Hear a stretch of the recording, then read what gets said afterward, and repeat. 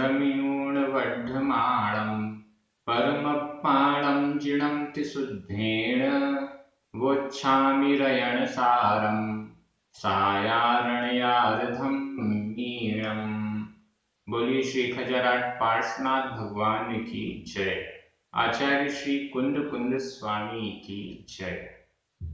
हम सभी बड़े सौभाग्यशाली हैं जो हमें आचार्य कुंद कुंद स्वामी का महान ग्रंथ पंचास्तिकाय के बाद अब रयण सार जी के अध्ययन का भी अवसर मिल रहा है। हम सभी पूर्ण विनय के साथ, शुद्धि पूर्वक, विशुद्ध भावों के साथ इस ग्रंथ का अध्ययन कर रहे हैं। आज हम दो गाथाओं का अध्ययन करेंगे, क्रमशः गाथा क्रमांक 38 और 39। ये दोनों गाथाएं बहुत सरल हैं। इस पंचम काल में उत्पन्न हुआ मनुष्य किस प्रकार का होता है, उसकी धार्मिक भावनाएं कैसी होती हैं, प्रायः ये वर्णन हमें इन दो गाथाओं से मिलने वाला है। गाथाएं सरल हैं और बहुत जल्दी आसानी से आपको समझने में भी आ जाएंगी। चलिए प्रारंभ करते हैं। गाथा क्रमांक 38। उच्चारण। सम्म सम्म विसोही विसोही तव गुण चारित आधाता पुरता चारित सन्नाण सन्नाण आधणा पुरणा सन्नाण दान परिहीणम परिहीणम भरहे भरहे दुस्संयाले दुस्संयाले आधासा पुरसा दुस्संयाले मणुयाणम मणुयाणम जायदे जायदे नियदम नियदम। सम्विसोहि तव गुण सम्विसोहि तव गुण चारित सन्नाण दान परिहीणम चारित सन्नाण दान परिहीणम भरहे दुस्संयाले भरहे दुस्संयाले मणुयाणं जायदे नियदम मणुयाणं जायदे नियदम। बहुत सरल गाथा है ये। भरहे दुस्संयाले भरहे भरहे भरत क्षेत्र में भरहे भरत में भरत में ये सप्तमी विभक्ति एक वचन है। ऐसे ही दुस्संयाले इसमें भी सप्तमी विभक्ति का एक वचन है। भरहे भरत में भरत क्षेत्र में उस क्षेत्र में जहां पर हम रहते हैं। भरत क्षेत्र में जम्बूद्वीप में दक्षिण में जो क्षेत्र है, सबसे पहला क्षेत्र वह भरत क्षेत्र है। उस भरत क्षेत्र में दुस्संयाले दुष्मा काल में दुष्मा नामक पंचम काल में दुस्सम दुष्मा याल याल यानी काल दुष्मा काल में पंचम काल में भरत क्षेत्र में पंचम काल में काल 6 प्रकार के होते हैं और बारसाणुपेक्षा के समय में आपको उन कालों के बारे में बताया था, यहाँ नाम उल्लेख कर दिया गया है। इनमें से 5वें नंबर पर है दुष्मा काल। अवसर्पणी के 5वें नंबर पर दुष्मा काल, जिसे दुखमा काल भी कहते हैं। इस दुखमा काल की ये विशेषता होती है कि जो भी जीव इस काल में जन्म लेते हैं उनको दुख अधिक मात्रा में होता है। और जो 6वां काल है दुष्मा दुष्मा, उसमें दुख ही दुख होता है।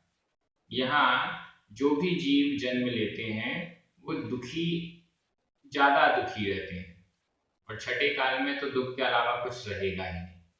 तो ऐसे भरत क्षेत्र में दुष्मा काल में मणुयाणम मणुयाणम मनुष्यों के मणुयाणम षष्ठी विभक्ति का बहुवचन है। मणुयाणम मनुष्यों के, भरत क्षेत्र में, दुष्मा काल में, पंचम काल में, मणुयाणम मनुष्यों के, नियदम जायदे, जायदे नियदम, जायदे होता है, उत्पन्न होते हैं, उत्पन्न होता है, जायदे यह वर्तमान काल अन्य पुरुष एक वचन का क्रिया रूप है। जायदे होता है, नियदम निश्चित रूप से, निश्चित रूप से होता है। क्या होता है? ऊपर वाली लाइन, मणुयाणम मनुष्यों के, क्या क्या चीजें होती है मनुष्यों के? सम विसोही तव गुण चारित्र सन्नान दान परिहीणम, इनसे परिहीन, इनसे परिहीन, इनसे क्रमशः कम कम, हीनता से सहित। यहाँ परिहीणम, परिहीनता जायदे होती है, परिहीनता होती है। परिहीनता मतलब कम कम होती है, हीनता होती है, कमी होती है। परिहीणम यानी कमी, कमी होती है। किस की चीज की कमी होती है?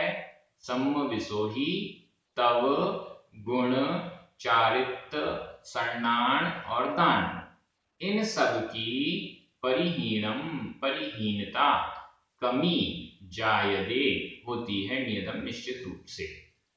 इस भरत क्षेत्र में दुष्मा काल, पंचम काल में मनुष्यों के इन सब चीजों में परिहीनता, कमी निश्चित रूप से जायदे होती है, दिखाई देती होती है, जायदे होती है।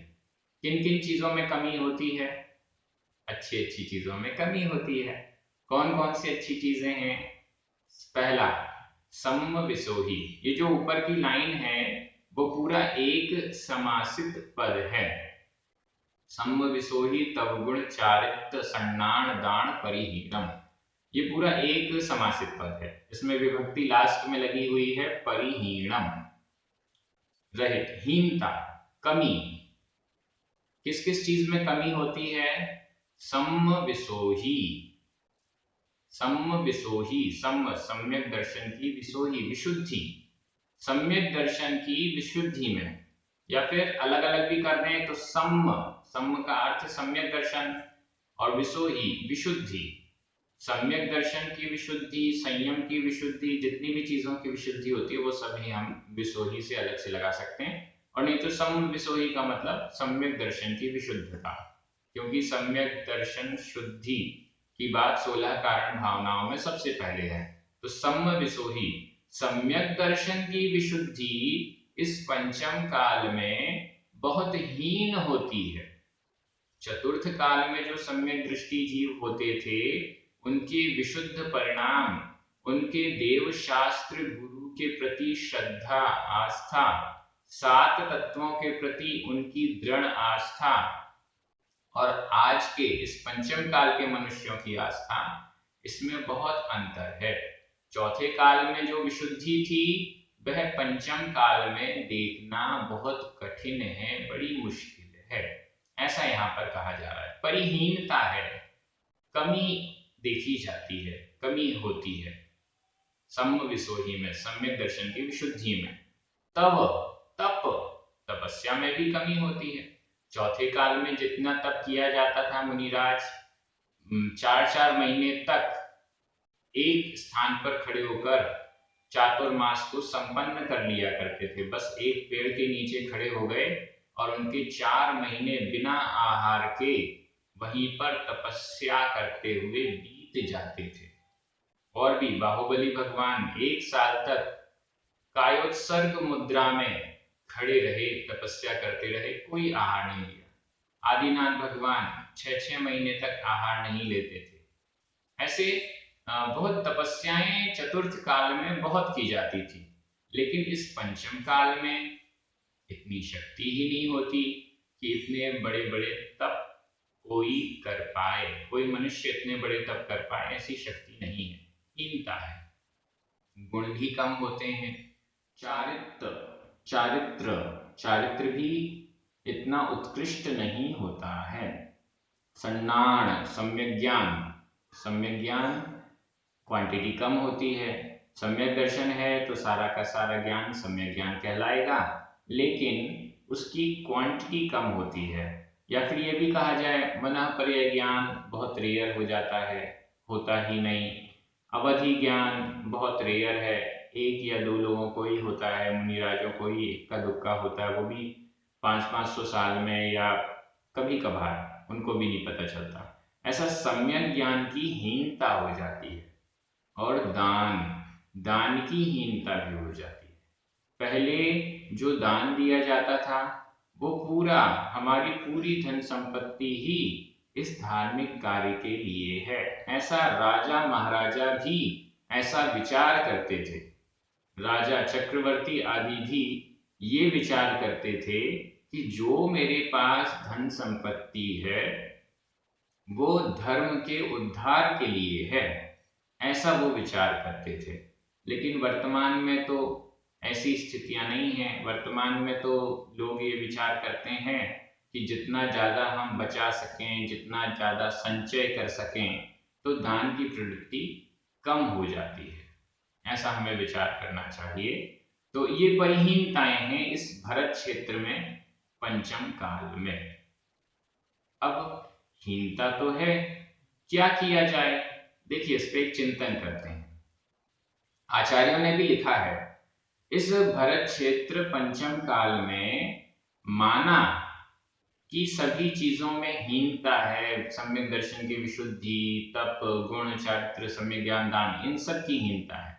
लेकिन इस पंचम काल भरत क्षेत्र में कोई, ध्यान से सुनिएगा, इस भरत क्षेत्र पंचम काल में कोई थोड़ी सी भी तपस्या कर लेता है तो चौथे काल की बड़ी तपस्या के बराबर है।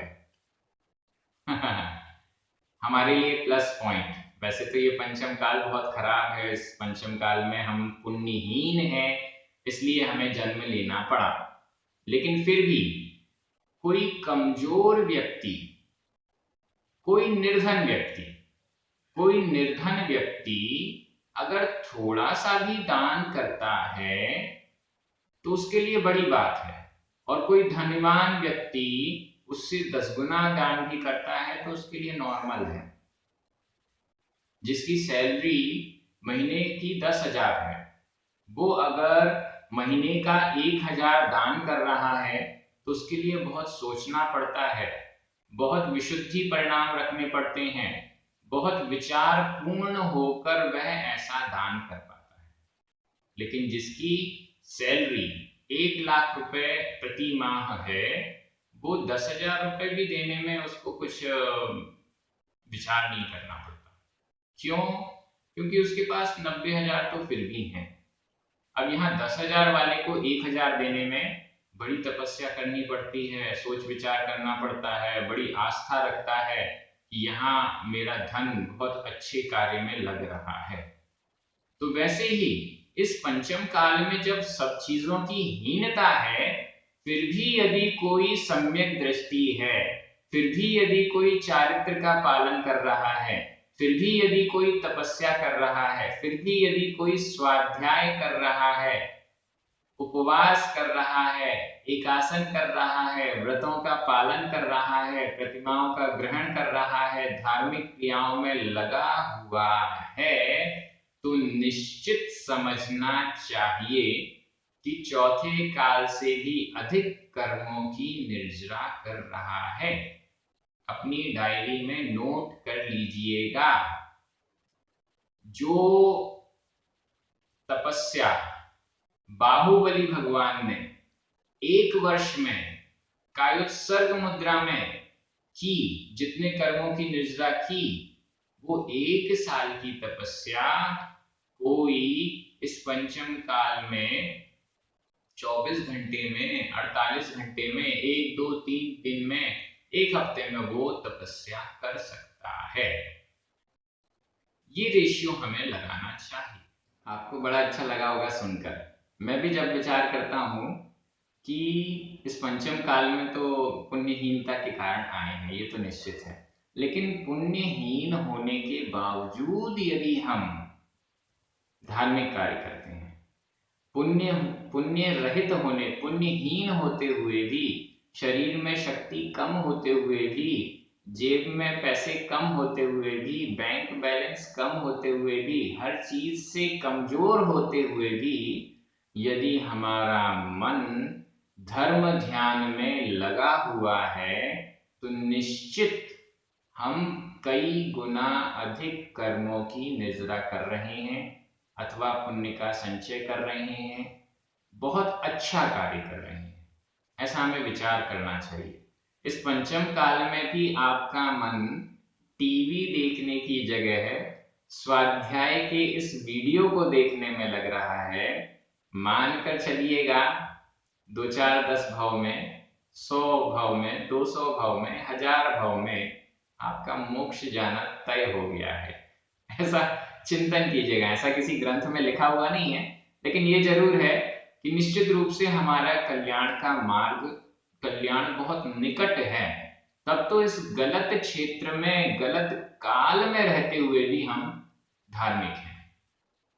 आज का जो प्रश्न है वो ये है कि ऐसी परिस्थिति, आप ऐसा परिस्थिति, गलत परिस्थिति में फंसे होते हुए भी आपका धर्म ध्यान में मन लग रहा है, धर्म ध्यान में किसी भी क्रिया में मन लग रहा है, तो वो कब कैसे हुआ? वैसे तो जैसे ये कोरोना काल चल रहा है, कोरोना काल में तो लगभग लोगों का मन घर में लग ही नहीं रहा, सबकी इच्छा हो रही है मंदिर में ज्यादा से ज्यादा समय बिताया जाए। ऐसी और कौन कौन सी अवस्थाओं में, जबकि परेशानियां बहुत थी, समस्याएं इतनी थी, लेकिन फिर भी धर्म कार्य में हमारा बहुत ज्यादा तीव्र मन लग रहा था, बहुत तीव्र इच्छा थी। ऐसी जो घटनाएं आपके अनुभव में आई हैं, घटित हुई हैं, वो आप कमेंट बॉक्स में जरूर लिखें। अब हम दूसरी गाथा में चल रहे हैं, गाथा क्रमांक 39। ये भी बहुत सरल है।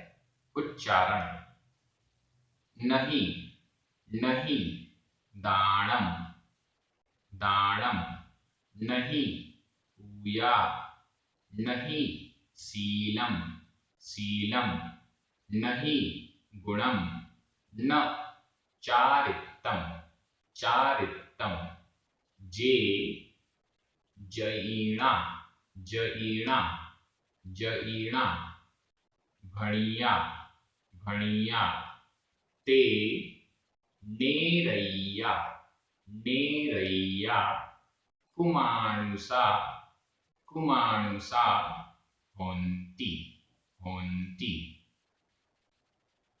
नहीं दानम नहीं पूया, नहीं दानम नहीं पूया, नहीं शीलम नहीं गुणम न चारित्तम, नहीं शीलम नहीं गुणम न चारित्तम, जे जैना भणियाते, जे जैना भणियाते, नेरैया कुमाणुसा होन्ति, नेरैया कुमाणुसा होन्ति।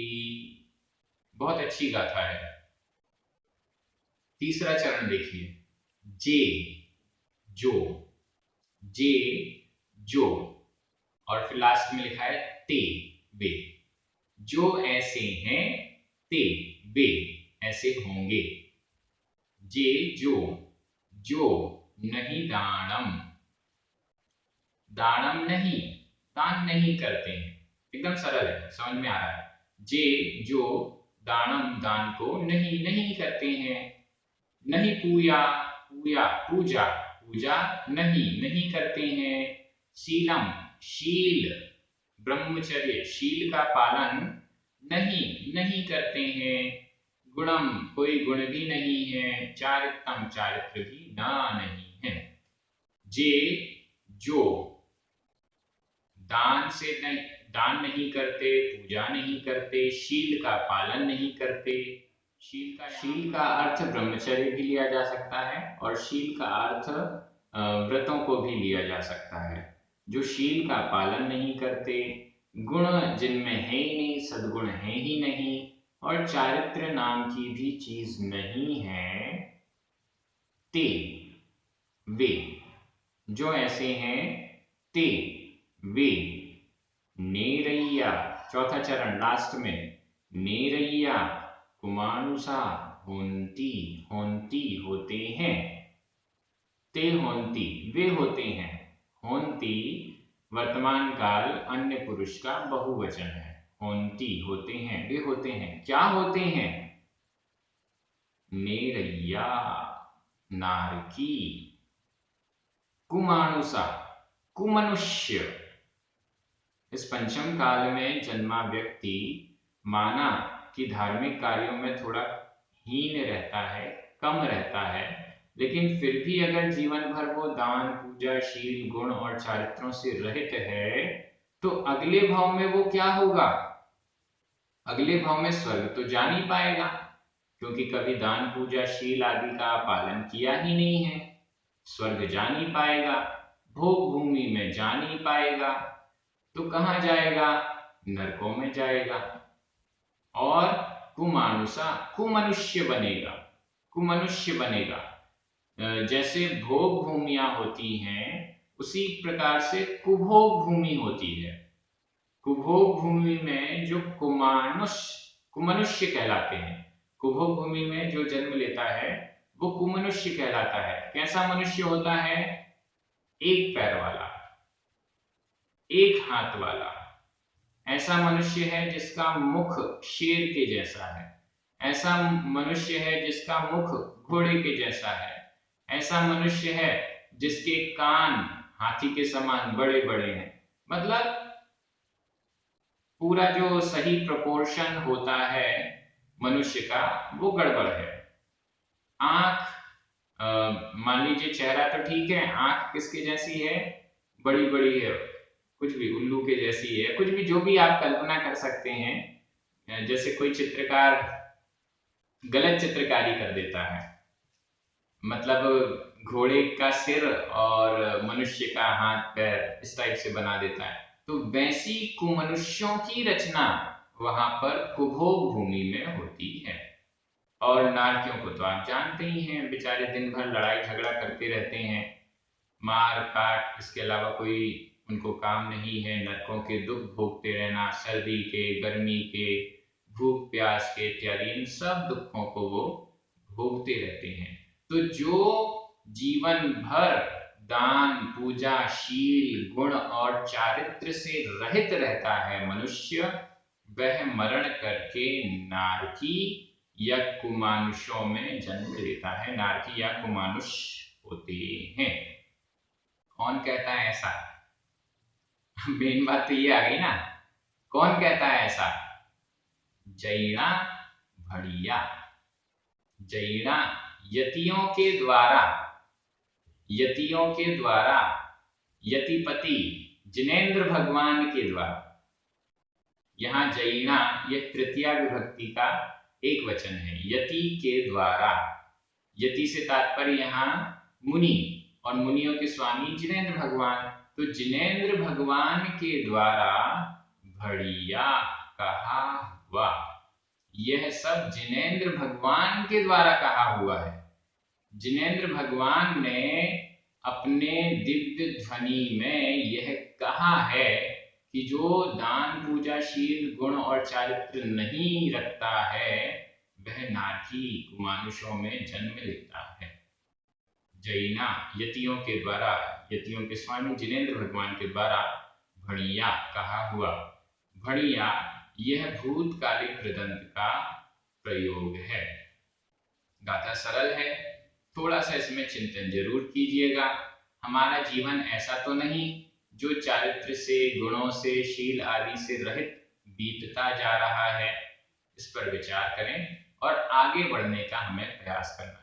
आप सभी बहुत अच्छे से अध्ययन कर रहे हैं। जितने भी श्रावकों के फोन आते हैं, जिज्ञासाएं आती हैं, वो सब कह रहे हैं कि व्हाट्सएप पर पहली बार, यूट्यूब पर ऑनलाइन माध्यम से पहली बार स्वाध्याय में इतना आनंद आ रहा है। इसके पहले तो लगता था कि यूट्यूब पर या ऑनलाइन माध्यमों से सिर्फ मनोरंजन हो सकता है, लेकिन स्वाध्याय भी हो सकता है। ये पहली बार है। तो सभी को बहुत अच्छा लग रहा है, मुझे भी बड़ी प्रसन्नता है। आप सभी के जो सुझाव निरंतर मिलते रहते हैं, उससे इस कार्य में प्रगति हो रही है, सुधार हो रहा है। आप सभी को धन्यवाद, पुण्यार्चकों को धन्यवाद। सभी को जय जिनेंद्र, जिनवाणी माता की जय।